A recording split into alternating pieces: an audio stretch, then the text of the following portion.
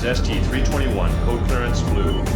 We're starting our approach to deactivate the security shield. Hi, I'm Paul and I'm with my mate James and welcome to Code Clearance Blue, a show where we discuss all things Star Wars from our home here in the UK. We would be honoured if you would join us. I've been looking forward to this. Hi everybody, welcome to a new episode of Code Clearance Blue with myself, James and Paul. We're back to bring you some more Star Wars news, views and opinions. And today, the main thrust of the episode is going to be looking forward to the Andor Series 2. Paolo sent out some probots into the galaxy and he's come back with some intel, some on-set pictures, which we're going to take a look at a little bit later on. But before we get into all of that, Paolo, how's it all going? Yeah, good. Yeah. Good. Good week so far. Not very much. We're doing it a bit earlier this week on a Tuesday, which is nice. Yeah. Get it out sooner for the listeners and viewers. Yeah, all good. And you remember last week I told you I showed my youngest Rogue One. Yeah. We finished it last night. We watched the last hour. Great. What do you think? Yeah, he liked it. Again, K2 just stole the show. Every time he came on screen, his face lit up and he was loving it. Was he a bit upset, sort of, K2's ending? Little bit. Not as bad as I thought. I thought like we might have a bit of a meltdown, but he remained stoic. And I said to him, he did the ultimate sacrifice, and he was like, "Yeah, I get it." Yeah. But this morning, he came up to me and he was like, "Dad, do you remember the bit where the man goes, can I help you?" And K2 says, "No, that won't be necessary." Donk. He did that about 4 times before we got to school. And also, I can now feed him the line, "Rogue One? There's no Rogue One." And then he goes, "Well, there is now." Nice. Yeah. So K2's a big winner. And I said to him, "Oh, K2's going to come back in a new TV show in a couple of months' time, and you'll see how Cassian gets to meet him." And he was like, "Oh, great." And so I was like, "Right, okay, bookmark that." Nice. Yeah, well, that's it. I mean, that's so. I thought it'd be. It's such a great film. I watch the end a lot, really. Yeah, I do, and I was watching. I was actually been watching Andor season 1 again just to sort of recap it, and I've only on about episode 3 at the moment, so we're still on. We still haven't really got going. You know what I mean? Yeah. It's so they're sort of just beginning to sniff about a bit, but it is really good. It is good. It's obviously slower, and it would have been great if Rogue One would maybe be a series as well. You know what I mean? I know that's what Andor is now, but just there's such great characters on Andor and in Rogue One. You know. Yeah, that's true. It's always mad to me that you think about the first series of Andor, and you're like, we get to meet Cassian, we learn his backstory. We learn about the Death Stars being built and like, all this stuff going on, and how the home planet where him and Marva live and stuff, like try and overthrow the shackles of the Empire. And then you completely forget that in the middle of all of that, there's a massive gold heist as well. Yeah. Do you know what I mean? They just chuck that in, just for a bit extra. It's like, what? Yeah, the little gold heist. Yeah, it's we haven't really seen Mon Mothma yet, and sort of her shenanigans. So I think. We'll get on to Andor season 2 in a bit and sort of some predictions, because like you said, we've got some production stills that would be really good to sort of see and sort of predict. But yeah, that's good to get him warmed up on Rogue One, and then propaganda continues, people. Got to get the kids into it. There's so much shit about that. You got to get them into quality stuff. Yeah, but there's so much of it about that. Even if they like the shallower waters, at least it's something's better than nothing. You know what I mean? Absolutely, yeah. Because there's so much crap on YouTube. I mean, I'm sure like people would agree, but like there's just so much like gaming, like people just shouting at their computer kind of stuff. You think, oh, watch something a bit better, or I've got Nickelodeon, like all those fucking crap shows on Nickelodeon. You're like, fuck's sake, But then if I'm too keen, I'll just put them off. That's it, mate. That's it. That's the thing. You've got to temper your own excitement, because otherwise, I felt that in the early days with my two. It's like go barreling in, being like, "This is amazing! It's so good." And they might look at it and think, "Oh, space! I'm not really into space or whatever." And that's it. It's done, isn't it? Yeah. So you have to slowly catch your monkey. That's exactly. But now I've got the youngest is quoting K2, so I mean it's not too bad at the minute. No, exactly. It's all good. So we'll just delve into a little bit of news and views for you fine folk out there that we've picked up over the last couple of days. Award season is upon us, obviously the Oscars being the biggest one, but Star Wars won a couple of Saturn Awards recently. The first one going to Rosario Dawson for her role as Ahsoka, so she won Best Lead Actress in a Television Show. Yeah. Which I think is pretty good, given the fact that that's probably across all genre of stuff. Yeah. I think, unless the Saturn Awards are specifically sci-fi, I'm not sure. Not sure, to be honest, but still, it's pretty good. Take that. And also, our friends over at the Bad Batch won Best Animated Series for third time in a row. Interesting. That's good. Yeah, that's good. I'm glad that got some recognition, because I think that was a really good series. I think it's like a quite adult-looking cartoon, even though kids can enjoy it. But especially in the last series, when they were getting close to getting towards the old cloning facilities. And all that stuff. Yeah, no, exactly. It was good. It was just a bit slow, and it's just a few random eps. But yeah, I enjoyed it last season. Yes, yeah, me too.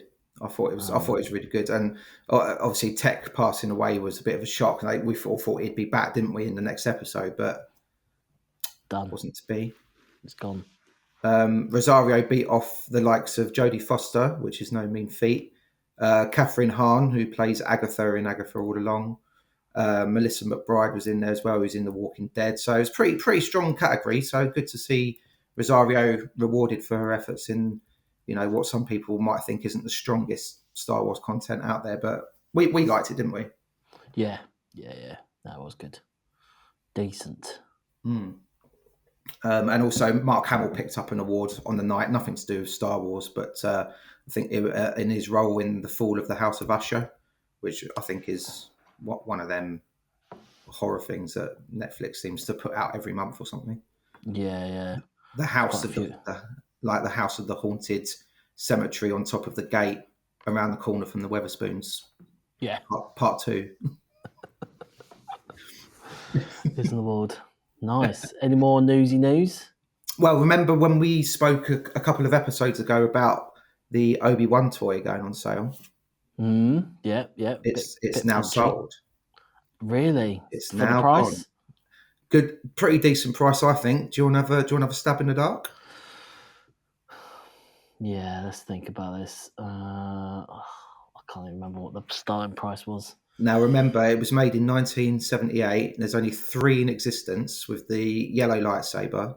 Yeah. Double telescopic as well. And is it in a box, or is it just? I think it's loose, but they've put it in one of those like protective plastic cases things to sort of preserve it. So it's in good nick. Let's put it that way. Okay, couple million. No, you're way off. It's not that much. Okay, 50 grand. Lower. 30. Slightly lower. 27. Ooh, getting closer. 25. Almost there. 24. Higher. Oh man, 24 and a half. Yeah. Nice. 24 and a half G's gets you an original Obi-Wan. So the guy from Scotland didn't get a couple mil for it then, no? He didn't get a couple of mil for it, no, but he would have done if you were in the bidding room. Yeah, it's like 2 million. Okay, yeah, 2 million. Sold. He'd be sitting there going, well, I wanted a little bit more, but go on then, yeah. And you're just like, retirement, here we come. Can't believe it. But still, that's pretty good though, 24 and a half. Yeah, not too bad. Figure. Yeah, I think that's just slightly, it might be in the same sort of ballpark as the old rocket fire in Boba Fett that we've mentioned in the past. Yeah, I think it was around about the same, wasn't it? Yeah, so if anyone's listening, go and double check your lofts or your basements, because you never know what you might be lying around. Particularly at your parents' house. Actually, parents seem to keep all this sort of stuff, don't they? Yeah, Because we just chuck totally. it in a box. Chuck in the box. Good stuff. Any more? The only other thing I wanted to mention, we talked about it a couple of weeks ago, the signing with Imperial Walker Inc. with luminaries of ILM, Richard Edlund and Mike Pangracio, completely sold out, all gone. No way. Yeah, all slots gone, and it's Richard Edlund's final ever private signing, according to the man himself. So well done if you managed to get in on a slot. And just as I say, just to give them a bit of a plug, if you are into the behind the scenes people and you collect photographs or autographs, look up Imperial Walker Inc. on Facebook. Apply to join, answer the 2 really simple questions, and that will get you access. Come get involved in the next one, because there's going to be plenty of signings over the next what are we in now, February, 10 months. Yeah, so Nice. get involved. But yeah, if you missed out, unfortunately, Mr. Edlund won't be doing it anymore, apparently. So There we go. Good stuff. Right. Well, we're going to move on to the main feature. So obviously we've been doing. Obviously there was Skeleton Crew kicking about, but then we sort of done a retrospect last week, didn't we, where we looked at the sort of droids of the trilogies. But then sort of this time I thought we could look more into the future, and like I said, I found some cheeky little stills of our new Andor. So let's see if I can find one of them. All being square, I've deliberately not looked at these so I can be fresh. Yeah. But Paolo's had a good old gander, haven't you? I've had a good look, and so what we're going to do is sort of guess what the fuck is going on, to put it lightly, and just sort of generally talk around the series as well, because obviously with the series we'll go straight up to Rogue One, will it? I believe it will lead right up to the start of Rogue One, from what I've read in the past. Yeah. So, it'd be really good to sort of try and predict that kind of thing going on. So you haven't seen any of them, and I think and what I'll do is if you're listening to this, obviously it's going to be quite tricky, so I'll put the link of the stills in the description, so you can click on the link and go to Disney's website themselves and have a little look. Cool. So the first one we've got up is got old Deirdre in their sort of their big Imperial room with Cyril, who looks like he's in sort of golden uniform. So he must have been promoted of some kind, or he must be on a different system. Because obviously in the first season he got promoted over to the Imperial HQ, didn't he? Did he, or did he get demoted? Well, he came from. He got as in he came to the headquarters, didn't he, on Coruscant, and then he was just sitting there on a very mundane job. Because there was a problem on the planet, wasn't it? And he was the fall guy, because the guy in charge was like, "Well, that was your fault," or whatever. Yeah, that's right. And so he got this sort of desk job, as it were, but his curiosity tried to get him, and he got in with the old higher levels, and then here he's sort of got his hands together, contemplating. What do you think is going on there? I think Deirdre's offered him a little deal. Yeah, maybe kind of like, if you work for me, because didn't he fancied her, didn't he? Or was he just trying to get like the information that he knew to her, and she wasn't having it? I can't remember if it was. It was a bit of both, I think. Yeah, he did fancy her, I think, and right. Then he also he was trying to get in higher up the food chain, wasn't he? So with his bit of information that was going on the ground. Because she was kind of like, "You got to stop stalking me," sort of thing. Yeah, because he kept pulling her over on the outside, didn't he? Kind of going up to her. So, yeah, obviously that story's continuing there. I think you're right. I think she's got a bit of a deal up her sleeve. I mean, that's the great thing about sort of the inside of what we saw with the Imperials. Everyone's sort of doing little side deals. You know what I mean? Like, Yeah.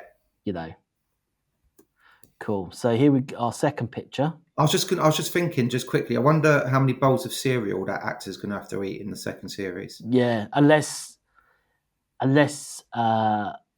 because we saw a lot of his mum, didn't we? Yeah, that's what I mean. He was Yeah. constantly at home just eating cereal. Like, So I wonder if they've just kidnapped her. I've got your mother. put her to work on the Death Star nuts and bolts. I'm gonna go undercover. Yeah, no, it looks like maybe she's taking him a bit more seriously, and she's like, if you give me the information, I'll do X for you or something. And he's like, okay. Yeah. There's definitely a deal going on. So yeah, that's our number one picture. Number two, we're looking at an old friend from Rogue One. I recognise this bloke. So glad he's back. He was so awesome in Rogue One. He's Mr. Krennic. Mr. Krennic, and it looks like he's in the same room. Looks like he's in the same room. So they've got the same architecture in the background. He's looking over. So I don't know if this is actually the same scene. Where he's by the door and the other two are having a chat. It'd be interesting to see how Krennic is introduced. You know what I mean? Because obviously we don't know anything about him. He was introduced in Rogue One, straight off that first scene, really, wasn't he? In Iceland. Yeah. With his Death Troopers. Not to be. He wasn't in a supermarket, just to clarify. No, he wasn't. No, with his Death Troopers trying to get some frozen chicken. No, that wasn't that. Yeah, so the escape of Jyn Erso. But yeah, so it'd be interesting to see his sort of backstory as well, and sort of the level he comes in at, whether he gets promoted through this series, into what we now know. Obviously, he's king of the Death Star, so yeah, be interesting to see. That I'm really looking forward to learn a bit more about his backstory as well. I'll tell you what I'd like to see as well. I'd like to see maybe if we get a bit more Tarkin action. It'd be quite interesting to see Tarkin a little bit jealous maybe of people fawning over Krennic, because like Krennic's great idea and like he's got it into production and everything, and Tarkin getting a little bit miffed because it's taking the attention away from him a bit. Yeah. And I think this whole side of it, or this whole series, but this side as well, is going to be absolutely brilliant. Him sort of because if he's sort of in charge of the Death Star, you can sense why he wasn't probably in season one, because he doesn't really get involved with sort of skirmishes and rebels and small factions. So there must be a reason. Obviously, he's involved in Rogue One because his big invention is just about to go live. So yeah, there must be a reason why he's dragged into this conversation. I mean, it might be a completely different scene. He might just pop up like in a different time, like because they're having a big meeting about because this season 2, we should probably clarify for anyone listening or watching that doesn't know, but there's going to be like big time jumps in this series. Oh, really? Okay. Yeah. So the first 3, it's going to be like it's like a 5-year time block, but the first 3 episodes are like the first like year and a bit, and then the next 3 are like the next year and a bit, and then it leads all the way up like that. So there's going to be, I think there might be like mini time jumps between each like 3rd episode or something. Okay, that'd be interesting. So that might not be exactly the same scene as we're looking at. Oh, what we got going on here? A bit of a dinner date. Yeah, so we've got a 3rd still where we've got Andor and what looks like his missus, is it? Yeah, kind of on-off missus, isn't it? Yeah, so obviously she was quite tortured quite badly, as we sort of, so she's obviously still around. We're in what looks like inside of a very nice apartment, and they're having a little dinner for 2.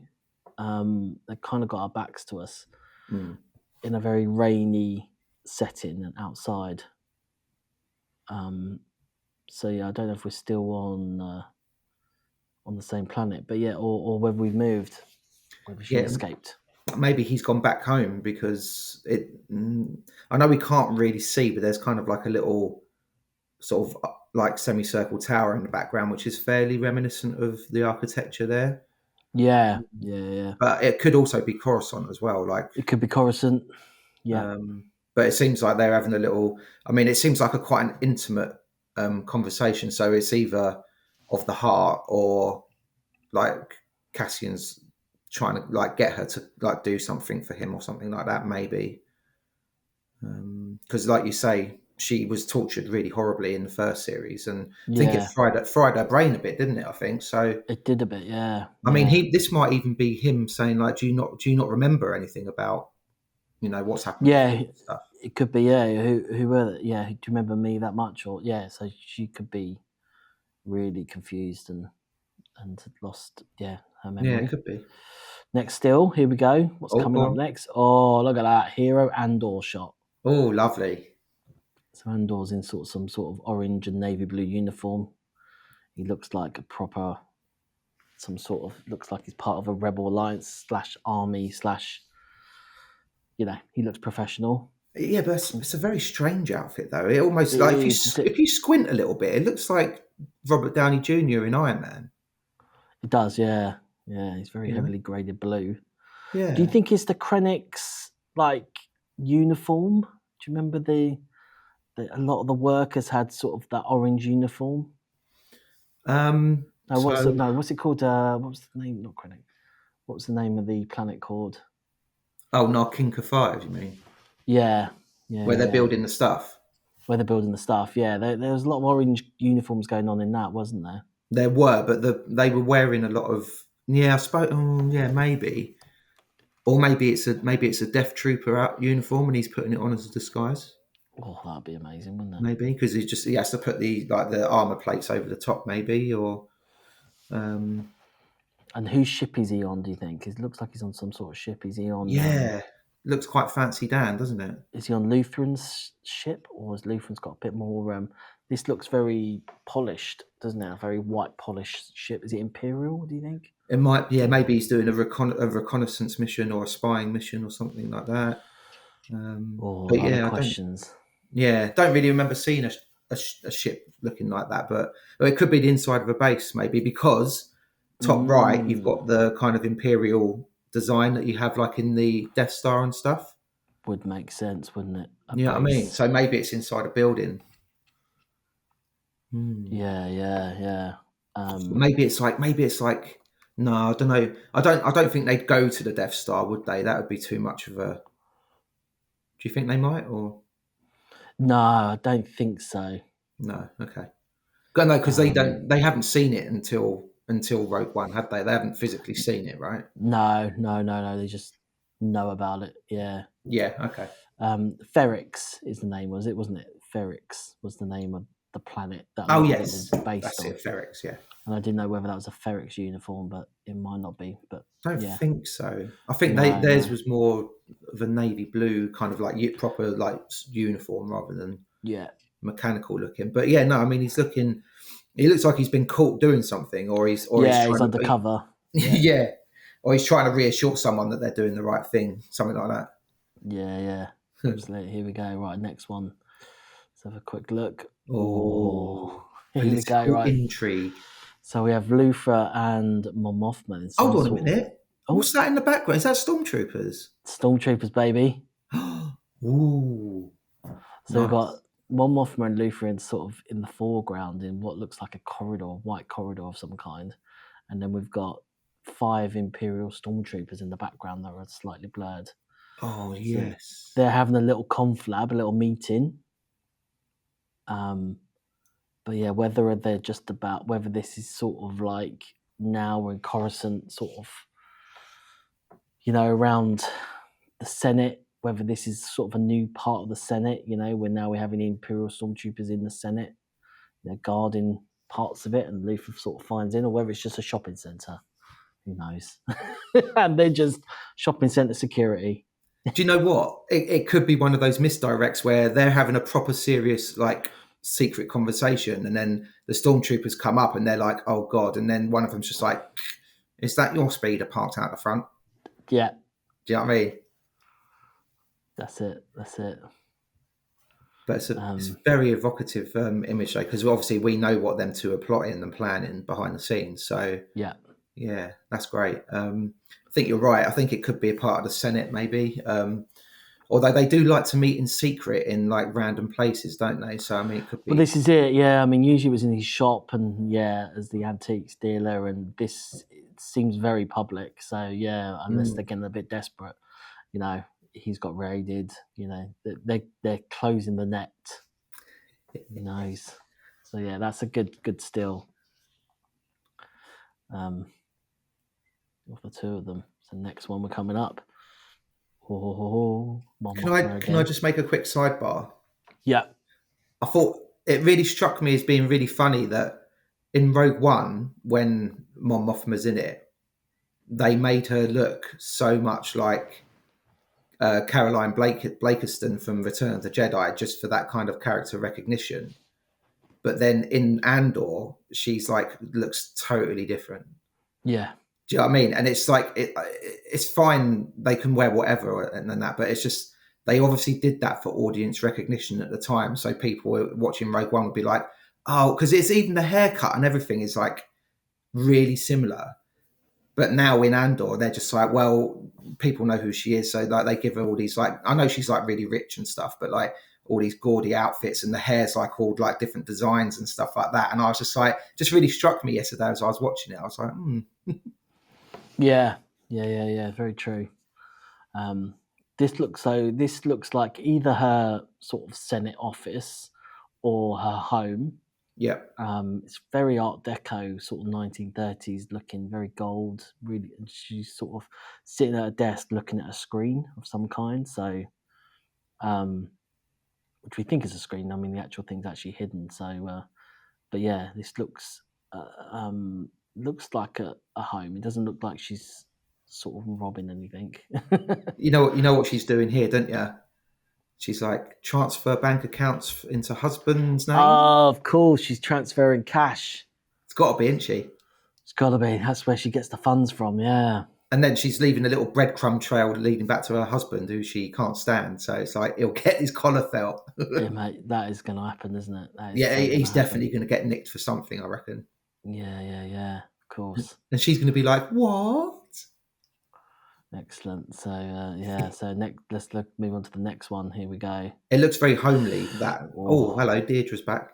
Deirdre's back, and she looks fucking menacing. Yeah, but she was in the first one as well. I mean, like no messing about with her. She's an Empire woman. Let's put it that way. She is. Yeah, she's definitely a career woman. Definitely. So we've got Deirdre sort of posing, looking in some sort of Imperial pod. Very graded blue, like very cold, isn't it?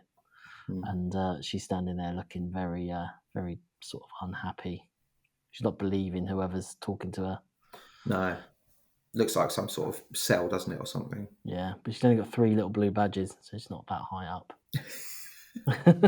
Don't tease her; she'll come knocking.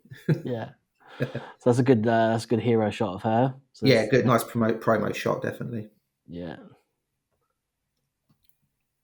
Okay, so our next still is that we've got Andor sort of sitting down and then there's 2 other characters behind him. That's not Bix, is it? I don't know, because one of them's got a hood at the back, can't really see. One's got a hood, can't really see, and then another guy's got like a little beret and he's shining a torch. Is that Andor at the front? That's Andor at the front, yeah. Fucking hell, he's had a buzz trim, hasn't he? He's had a trim, yeah. He's cut his hair. He's undercover. He's got some sort of like high collar coat on and some black gloves. Obviously, you need black gloves if you're murdering people, as we find he does in Rogue One. They teach you that in Murder 101. They do, yeah, to be a rebel. Yeah, so they're in some sort of cave. Lots of heavy rain. So I don't know where this planet is that they're on. Whether they're sort of still on Ferrix or they're on somewhere else. Yeah, looks like they're sneaking around like some tunnels or something like that. So yeah, so they're based in a tunnel, looking at some sort of evidence. Looks like either a dead body or something down there, something in the tunnel. Yeah, or it's like you need to go this way to get to the next portion to go up the ladder or something like that. Yeah, so that's quite interesting. That's quite cool, right? And it's quite bluely graded again, so... That's the trouble. Like this image again. It's everything's so dark. Very dark. That's Yeah. one thing I don't like about the Disney TV shows. Is a lot of the dark scenes are like so dark you can't really see what's happening. Which is surprising because I'd be quite interested to see how many people actually watch on a phone. Mm. You know, I remember like when we were in the middle of Obi-Wan a few years ago, and you texted me saying, "Oh, I'm going to watch." I think it was the actual episode 5, like the the sort of bigger one. And then I think you said, "Oh, I'm watching my phone because I can't wait to get home or something." Like I can't remember where you were, and I said, "No, don't. It's too dark for the phone. You won't be able to see any of it." You know. I think it was the finale. Yeah, Is it the finale? I think it was the finale when Reva's chasing Luke on Tatooine. Yeah. Like, I still don't know the logistics of that chase, even though I've seen it maybe 4 or 5 times. That's right. And then these pictures, the ones I found as well, like not just Andor, but Skeleton Crew as well, just so dark. Like you can't see anyone. And I mean, I know I'm all up for atmosphere, creating atmosphere in a still and everything, but bloody hell, like at least can we see what's going on? Well, I mean, there's definitely an atmosphere in this still. It looks like Bix and Cassian are getting a bit closer again. Yeah.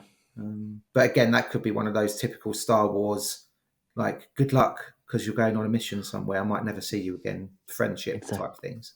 Yeah. This could be Andor just actually saying, I'm going to go and work for the Rebels full time. There's no insurance, no pension. So, I can't leave you anything. Yeah, sorry, love. I'm not actually getting paid for it. It's just a belief.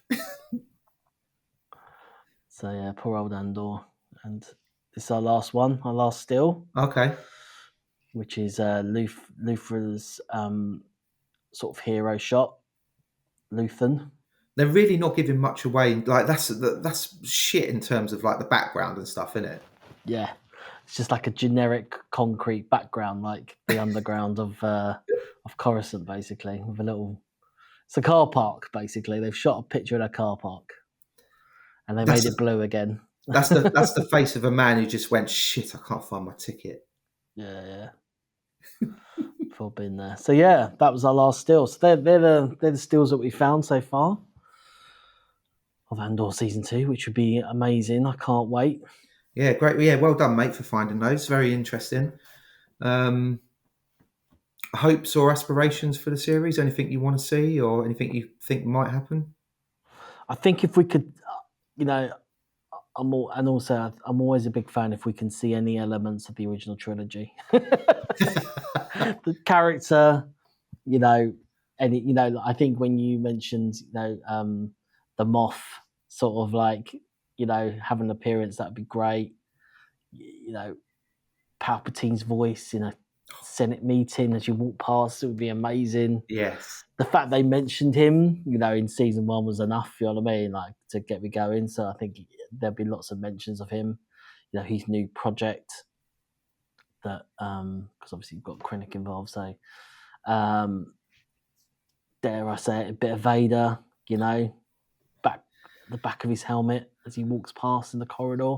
Yeah, I know they don't want any of this stuff because it's all very much like realness, real characters, sort of like the middle management, of the Imperials and the middle and sort of obviously the rise of the Rebels. And I think we'll just start to see, obviously, and it'd be interesting to see the relationship because obviously you've got Soul sort of extreme guys, on Jeddah. And how they sort of split out, how do they all fall out? Yeah. I think that'd be quite interesting because I think that will definitely see. We saw a little bit of that in Rogue One, sort of the falling out. Like, obviously, those guys are a bit more extreme. They just want to blow them up, whereas the other lot, sort of want to take them down, but just in a different way. Yeah, that's true. Because in extreme way. Yeah, in Rogue One, when I watched it again last night, that whole briefing room scene where like half of them are like, we need to go and fight, and the other half are like, we're not ready, or it's suicide. It's like it shows that real sort of like dichotomy between the group, and so yeah, maybe if we see how like Saw might, I don't know if he's already gone a bit rogue or not, But like maybe the reason, maybe he's like, oh no, because in Andor season 1, doesn't it? Lutheran gets invited to get involved in a mission with him, doesn't he? And he's just like, That's no, right. I'm not having it. And he's like, well, we're going to do it anyway. So yeah, so that's it. And they've got their own plans on how to sort of take the Imperials down. Whereas obviously, I think it feels like the Lutheran sort of side of it and Mon Mothma's side of it is a bit more, let's just take down more infrastructure and, that kind of thing. Whereas the other lot just go, yeah, let's just go and suicide bomb ourselves or something. Do you know what I mean? A bit more extreme and just like, let's blow ourselves up in the middle of Coruscant or something, by their HQ. So I think that's and I'm wondering if there's going to be a really big. So obviously we had the sort of gold run in the first season, and obviously we have the fucking Death Star, plans and the blow up. Obviously that's what we're building up to, the biggest. And I wonder if there's going to be like a little sort of thing in between where like, the headquarters where they are, whether that's going to get a little bit of a dirty bomb. I think we're going to get lots more elements of sort of terrorism. Do you know what I mean? Like them just trying to take these Imperial bases down as they're, that kind of thing. So yeah, I think there's lots of ways they can take it. I think as long as they keep to the sort of season 1 feel, I didn't mind the length of it. I didn't mind the fact that it took quite a long time, you know what I mean? Like to get going, and it felt really quite an adult story, you know what I mean? So, which I don't mind at all. Yeah, I think for more of the same, really. I think it's dark, it's gritty, and it is focusing on the the rebellion actually becoming a burgeoning pushback against the Empire, and it's not going to be all diplomacy and sitting around tables. It's not going to work. So there needs to be a nice balance between that and what Saw's doing, which we eventually get to in the middle, don't we? When sort of Rogue One and New Hope kick off and stuff, but people like Cassian do what they have to do, when push comes to shove, I guess. That's right. So there we go. I think just one little thing I just thought of. Obviously, we'll get to see how Cassian and K2 meet and everything, which would be quite cool. But I wonder if we're going to get a little bit of Galen. I wonder if Mads Mikkelsen might make an appearance. Yeah, maybe. As will he be working for the Imperial? Well, if you're saying that they're jumping around a bit, then they will be working for the Imperial. So maybe he comes in a little uniform. Yeah. It could work. He's not, I'm sure they wouldn't really need to de-age him that much. I wouldn't have thought. It should be fine. But yeah, it'd be quite good to see him sort of knocking around, maybe either how he gets drafted in or he's already in there and then we see him kind of fiddling with the exhaust port or something like that, just not quite tightening the bolts around the exhaust port or something like, Yeah. It just depends on, I suppose, just thinking about, like obviously he's very Death Star department, and but the fact that Krennic's in it, who's Death Star department, it just depends on who's Rebel department, basically.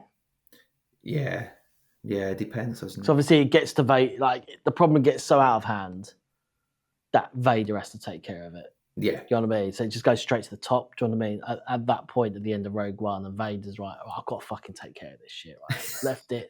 I've left it up to this person called Deirdre. Deirdre. She's fucked up. They keep blowing shit up, and now fucking Palps is on me arse. Do you know what I mean? So I maybe won't see Vader because it's too soon. It's not a serious problem enough. It's only until the Death Star plans are stolen. He's like, right, okay, fuck it. All right, I'll get involved. I'm in. Although it would be nice to... They could use Vader and or Palps in just like one scene because we get Vader in Rogue One, so it's not like a complete out of the blue, just chucking him in for the sake of it. It could work. Yeah. But like it could just be, him in his little pod, Yeah. When he has a look at the TV screen, and it's like, oh, what now? And we got a little small problem, just some rebels, something, and he's like fucking kills that general. Not quite as quite harsh. And then we get and then like on the screen it comes up incoming call Palpatine, and he's just like Yes, we are sorting the rebels out. These rebels. Yeah, I'm on it. Don't worry. But I mean, yeah, I don't want them to take over the narrative or scenes or anything like that. But it would be nice just to see at least one of them in there, even if it is just like a little hologram or something with him saying, "Give me a progress report on X," and then the end of the scene can be him just being like, "Don't make me come down. I don't want to have to come down there." Yeah. Do you know what I mean? Sort it out, you know. Yeah. So yeah, it could be good. But if we get a bit of Tarkin action, that'd be decent. Maybe if Galen comes back into it as well. A bit of Tarkin, that'd be good. Yeah. Love it. All right, sounds good. Good stuff. All right, well, thanks everyone for watching and listening for another episode. We'll be back next week. Yeah, all good. Looking forward to it. We'll get you some more news and got a couple of irons in the fire for interviews as well. We may have an interviewee next week, but I'll keep Paolo abreast of that situation. Nice. But otherwise, if not, we'll have some sort of discussion to be had. But yeah, for now, thanks for tuning in again. On Twitter at UK Star Wars Pod, YouTube Code Clearance Blue, TikTok Code Clearance Blue. Come and give us a follow. Do let us know who your favourite droids are from last week's episode. Be good to get some feedback on that. But for now, on behalf of Paolo and myself, we'll say may the Force be with you all. Starting our approach, deactivate the security shield. Security deflective shield will be deactivated when we have confirmation of your code transmission. Stand by.